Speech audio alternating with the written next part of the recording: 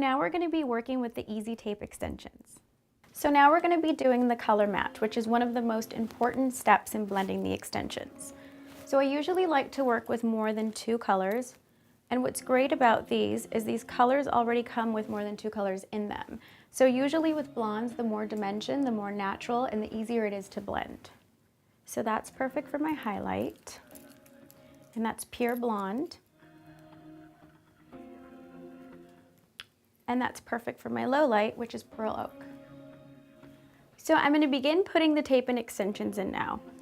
They're 100% virgin Remy hair with the cuticle still intact.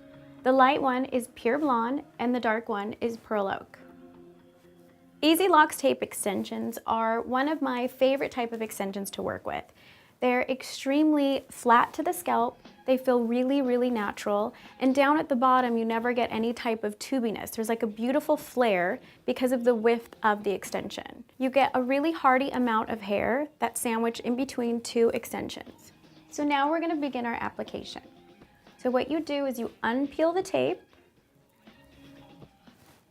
and everyone has their own method of putting in tape-ins. This is my method. Just over the years, this is something that I feel works for me.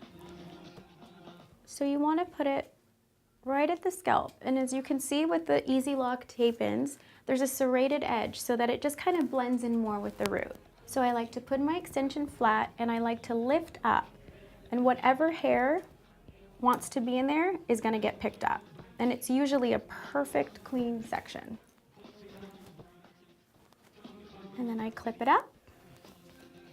And I applied my dark extension on top just because that blended with her hair the most. And I'm adding the highlight and I'm going to put that down at the bottom. And you want to make sure to line up. You don't want any corners sticking out. So make sure you get it perfect. And then I use my thumb to just squeeze and go across and get rid of any air pockets. And then it's extremely flat to the scalp and it feels really natural. So I've got my first tape-in in, and if you can see how much hair just with one extension, how much we added, look at how thin this is before, and just with one extension, we've almost tripled the amount of hair that she has in. So now I'm going to move on to my next section. And just like I'd like to stay 3 fingers away from the hairline, when I'm dropping my next section, I usually like to do about 2 fingers width.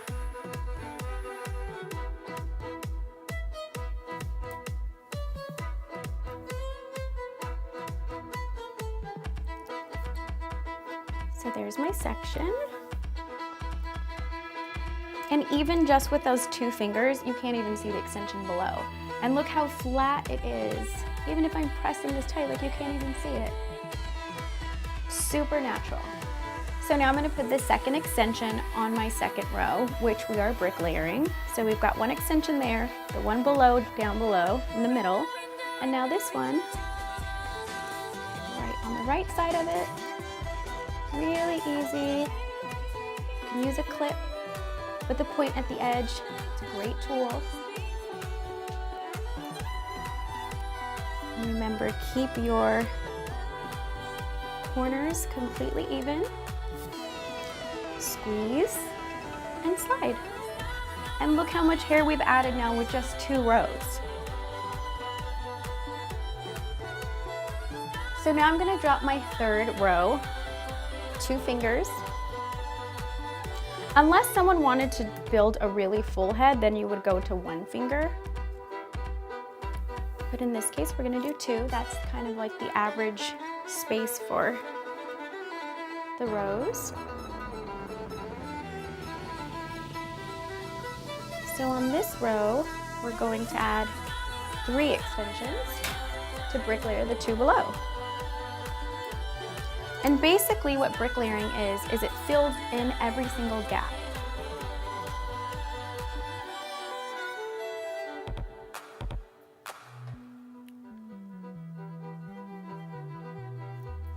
Here's 1.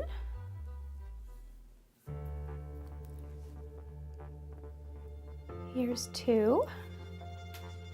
So on this row, we're kind of pretty much with 3 covering all bases. So now I'm gonna put my third extension in my row. And as you can see here, I'm cutting a little short with my section. So what's great about Easitape is that they kind of think of everything before. Because of the serrated edges, I can just see exactly where I need to cut it. And then I can save these little guys for later. It's just easy. That's why I love Easitape so much.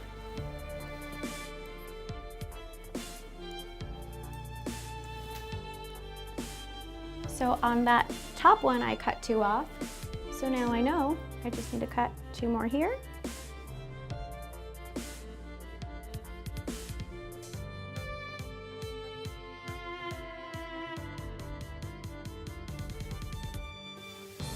There's our third row, getting so much thicker.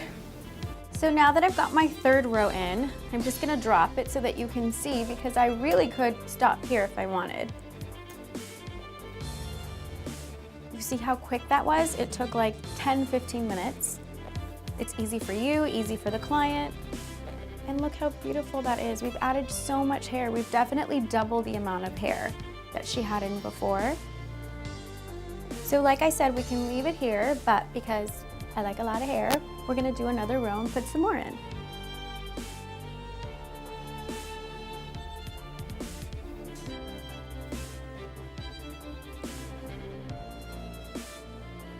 You wanna make sure to have really clean sections.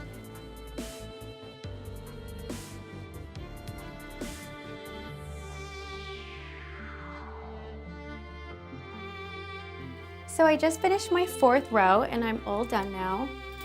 And it took me about 20 minutes to finish. And look how amazing this looks. Super fast, super natural, all this hair, no stringings, no separation down at the bottom. The color's blending perfectly. So beautiful. So now we're moving on to the sides. And what I've done is I've cut my full tape into a half.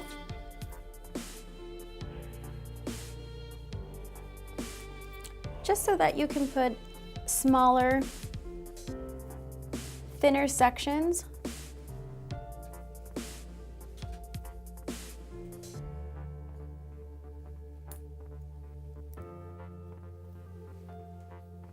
Just like that, super easy. So I was able to, once again, they think of everything before us, do everything so that it's 3 fingers away from the hairline.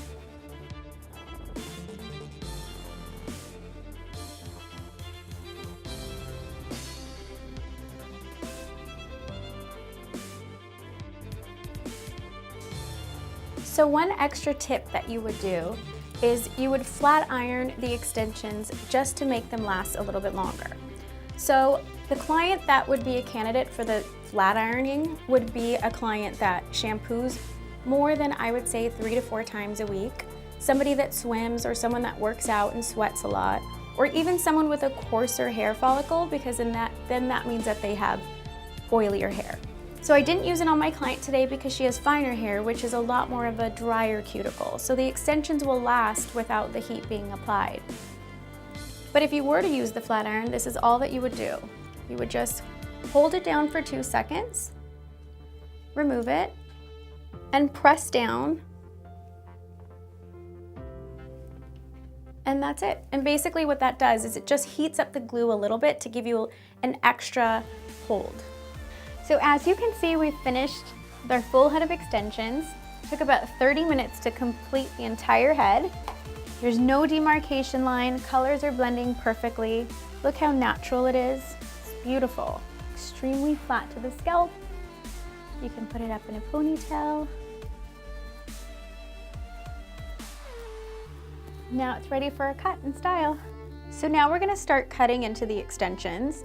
What I usually use is a razor or thinning shears, or both. I never really use scissors to cut into extensions because I just feel like you get a more feathered, natural cut that blends a lot better when you use razor or thinning shears. So we're gonna take down some of the length here and give her some long layers. And I usually use a client's hair as the starting line for my layer because I never want to cut their hair.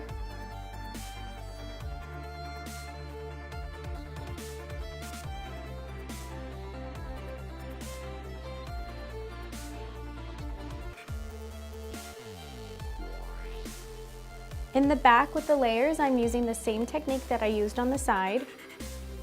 I'm dropping her hair, I'm seeing where it falls off to start my guideline for my layers. Once again, so that you don't cut into her hair.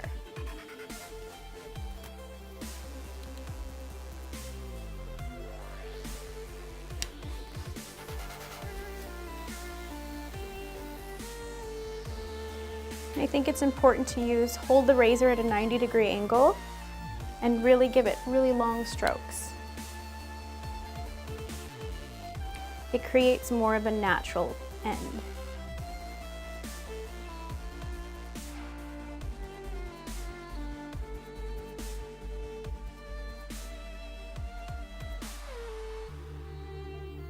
So now I'm just going to soften the ends a little bit using thinning shears.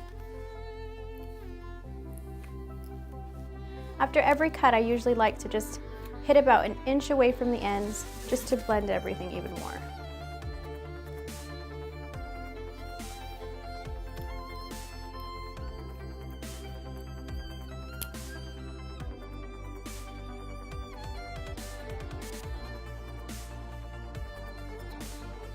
So I've just finished my cut. Basically what I did is I pulled everything forward and did kind of like a long layered U-cut. I've added some layers in here just to let everything blend and look really super natural.